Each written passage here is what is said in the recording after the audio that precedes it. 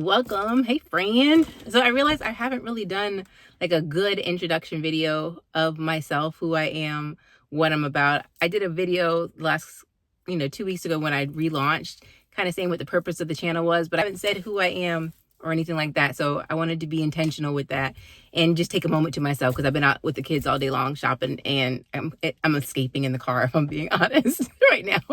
I'm like taking a minute to myself. So my name is Lindsay. Lindsay is what my mama calls me, but you can call me Linz or Lynn, because that's what family and friends call me too, whatever. I have a lot of different interests.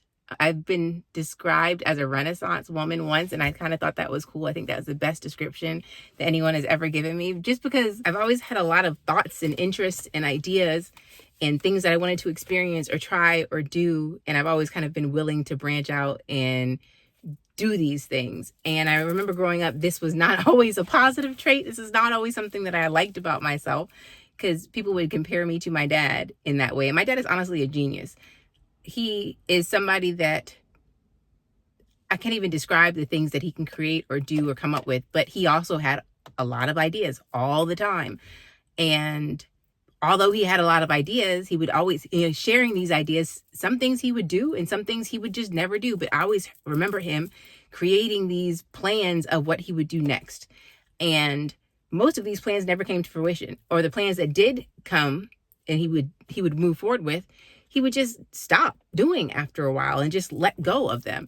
And I hated that people would compare me to him. You're just like your dad in this way, because you're always thinking of this. You always have an idea or something. You always want to do something. But now as an adult, like, I don't mind the comparison so much, because for me, it's the fact that I just have a lot of interest. That's just it. Like, I'm willing to learn a new thing and then move on from it once I've learned what I need to know about it. And my mind is constantly going. Like, I'm always thinking, I'm always ready for the next thing. I have, 2 undergrads and a master's degree and a bunch of certifications. I wanted to, I want to learn fitness, so I get certified in it. I wanted to go to law school, so I went to undergrad for it. Like, and now I'm a teacher. I'm just a person that is willing to get out there and try and do and experience.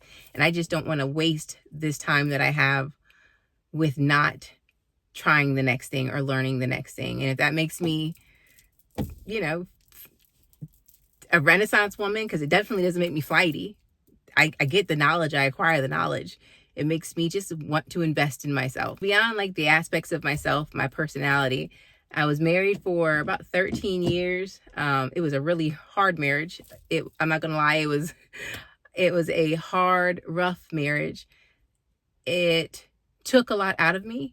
I didn't even recognize myself by the end of my marriage, and there was a lot of rebuilding that I had to do by the time that I was divorced. And even when I was divorced, I fell back into a lot of the same patterns with my ex-husband, and then had to heal from that 2 years later. And now I am finally free of that pattern, that cycle, and living the best life that I could have ever imagined. But it took me 43 years of life to finally get on the path that I am meant to be on and to become the person that I was meant to be.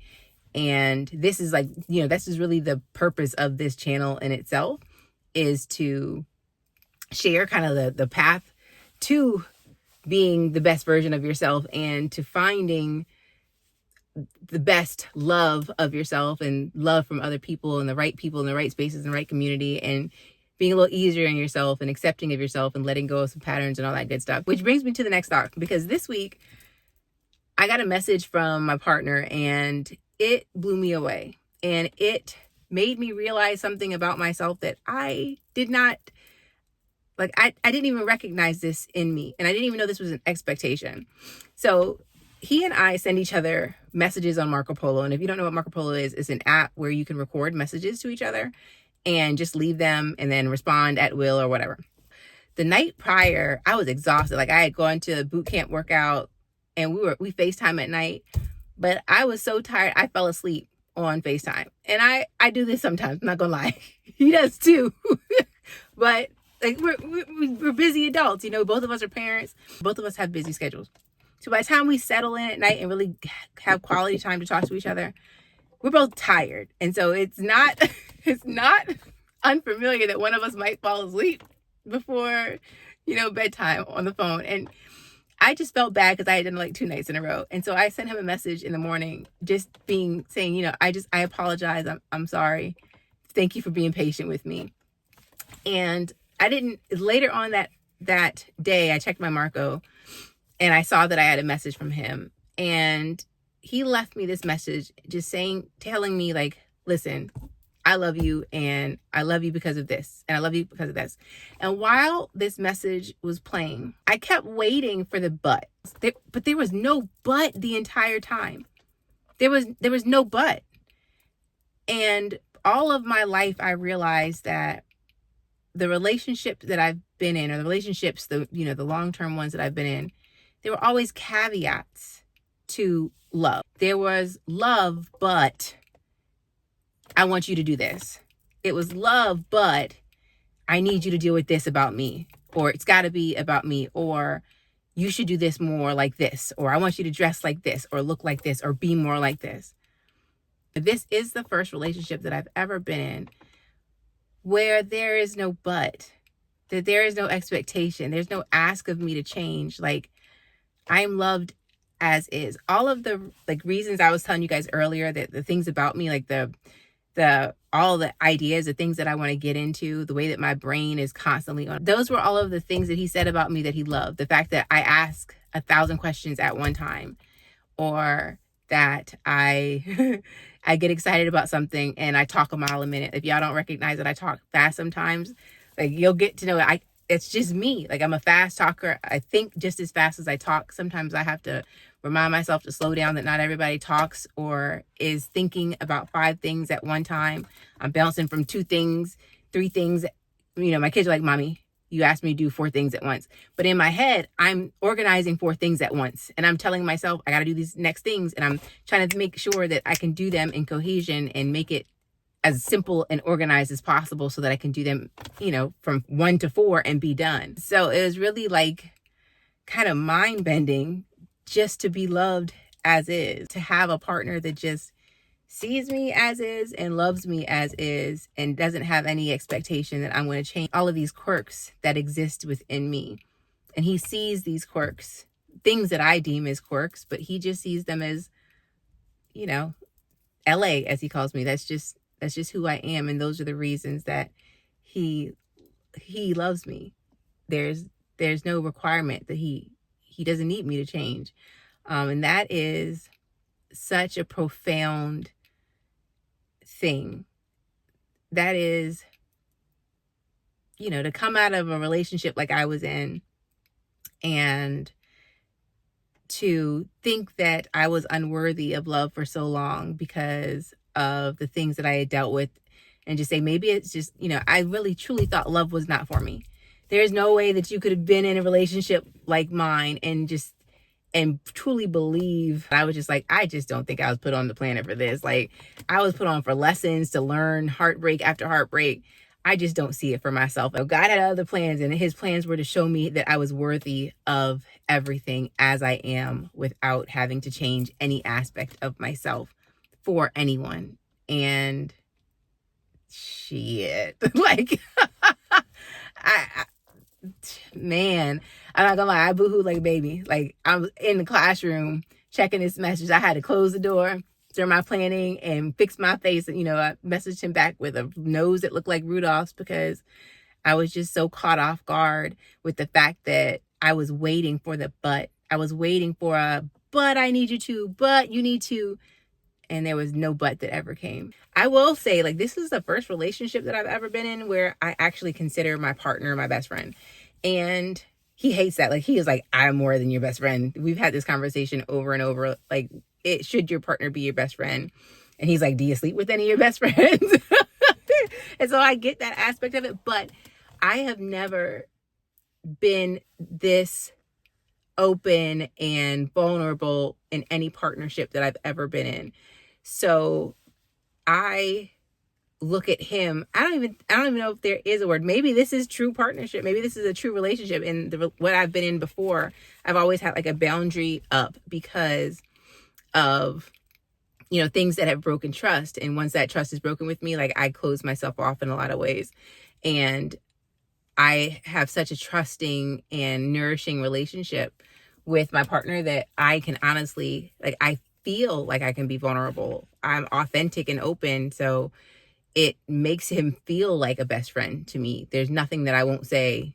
There's nothing that I can't imagine sharing. And it's just, I've never experienced that type of feeling in a relationship before. So tell me, like, is your partner, like, do you consider your partner your best friend? Or is it like beyond best friend where it is just such an open, reciprocal relationship that it's like surpasses what friendship actually is, because you are also in an intimate relationship? So, I'd love to hear your thoughts on that as well. All right, well, let me get in this house and go make some dinner for these churn before one of them comes out the front door and ends up opening the car door and knocking on the door, because they look for me. They are attached to my side. I'm not, I am so lucky. I'm not even gonna complain about it, because my daughter is about to start high school this year and she still holds my hand. Like, she lays on me, holds my hand, even in school. When we'll walk into school together, she holds my hand on the hall, links arms, is always hugging and kissing on me, gets upset if I don't kiss on her. Like, she is so affectionate, and I'm lucky. And my son, he is taller than me at 12 and will still get in the bed with me. They both tell me they love me a billion times a day. Like, I'm so freaking lucky. And I know that there are parents out there that are just fighting for their kids to just talk to them. And I do not have that problem. I am just so blessed beyond measure. And I just keep, even on the days where they're pains in the butt, I just look at them like, I am so lucky that this process is this smooth. And I grew up in a family where we did not show love as far as the emotion. Like, I got teased for being emotional as a kid, and really it was just, I'm just an empath. Like, I just feel things. Like, when you grow up in a chaotic household, how can you not cry sometimes? How can you not feel overwhelmed? And I just absorbed all of that emotion. And because that was the wrong type of emotion to show, like, you could show anger, because my parents were fighting all the time, right? You could show anger and yelling and screaming, but you weren't supposed to show sadness or fear or cry. And because I was the kid that showed that emotion, I was like pegged the emotional one. And I wore that like a scarlet letter on my chest for years. So to have kids that are willing to say, I love you daily, when I was afraid to say that to my parents. I was afraid. I did not say I love you to my parents until I was in my 20s. And it took me, like, I can't tell you how much mental chaos I had to go through, and just to have the wherewithal to, like, say it. Like, oh my God, I'm going to try it. I'm going to say it. I'm going to say it. Like, I remember talking to my best friend and be like, I'm going to try it. I'm going to say it today. Like, and she, she had a Black father from the country. And she went through the same thing, like revving herself up just to tell her father that she loved him. And it's like, why are we like this? I mean, obviously that, there's some generational trauma in there, but like, I didn't want that for my kids. So from the time that they were babies, I would tell them all the time. And now they are just so open with emotion and feeling, in a way that I did not grow up with. And so instead of repeating patterns, I am on a fight to change. Anyway, thanks for sitting with me for a little bit and hanging out, chit-chatting with me. And I hope to talk to you soon.